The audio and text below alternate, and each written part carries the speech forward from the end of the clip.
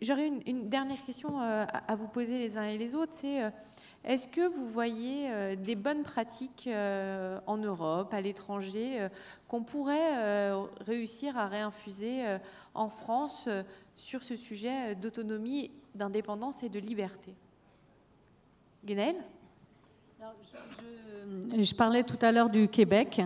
En mutualité, on est allé à plusieurs reprises au Québec et on travaille avec un certain nombre d'équipes québécoises et on est en train de tester, d'expérimenter, donc je reviendrai vous parler des résultats, une technique, une approche qu'on appelle l'approche de la psychoéducation. Donc on forme en fait des ergothérapeutes, on forme des aides à domicile, des éducateurs spécialisés qui vont être formés à la technique de la psychoéducation, qui est en fait tout l'inverse de ce que je vous décrivais tout à l'heure, de la grille agir et donc de mesurer tout ce que la personne ne peut plus vraiment faire, mais plutôt d'agir sur les éléments positifs, ce qu'elle arrive à continuer à faire, ce qu'elle souhaite faire, ce qui est important pour elle, et de voir comment on peut l'accompagner dans le cadre d'un programme individualisé avec ces techniques-là. Donc on l'évalue en partenariat avec la CNSA sur une trentaine de professionnels qui vont intervenir dans les 3 années à venir auprès de personnes en situation de handicap et de personnes âgées pour voir quels sont les résultats concrets. On parle beaucoup de société inclusive, de vie à domicile.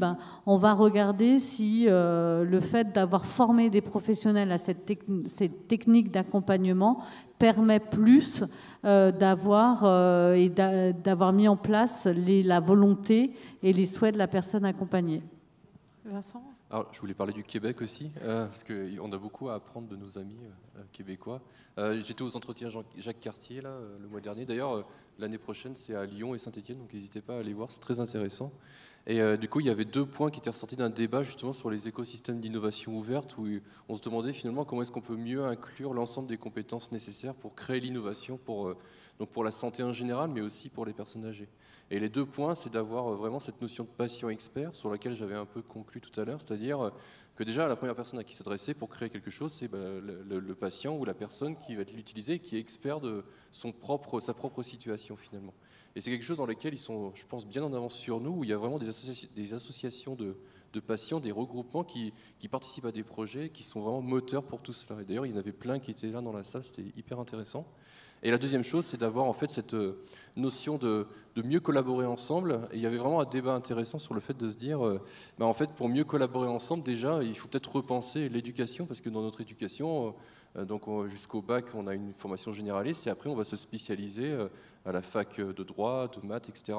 Et finalement, on n'est pas formé en fait tout au long de notre vie pour collaborer et penser, avoir de l'empathie pour les gens qui sont experts dans le domaine à côté en fait. Et il y avait vraiment une réflexion autour de ça, de se dire comment est-ce que je transforme un peu les façons de travailler pour pouvoir arriver à ces espaces, on va dire, d'innovation ouverts en fait.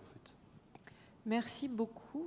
Frédéric, vous vouliez juste rajouter un dernier mot? Éventuellement, alors je ne vais pas prendre le Québec, je vais prendre l'Allemagne par exemple, qui est notre voisin, qui a quelques avances sur nous d'ailleurs sur le vieillissement. Mais je prends parce que j'ai été visiter à Hambourg, un Länder très actif sur le vieillissement. Ce qui est très intéressant, c'est qu'il y a une vraie politique de la ville. Et la politique de la ville pour intégrer le senior. Ça existe depuis 10 ans. Et les systèmes d'habitat inclusif que la France vient de copier, c'est exactement ce qu'a fait l'Allemagne avec les habitats inclusifs il y a 10 ans. C'est le phénomène que j'expliquais de colocation, mais pas seulement. Ils ont créé au niveau de la ville, de la mairie, avec des échanges avec toutes les parties prenantes, de ce qu'on appelle des project managers spécialisés sur l'ingénierie sociale. Et ça veut dire qu'il n'y a pas un projet à Hambourg de construction immobilière autre, etc., sans avoir pensé initialement aux seniors.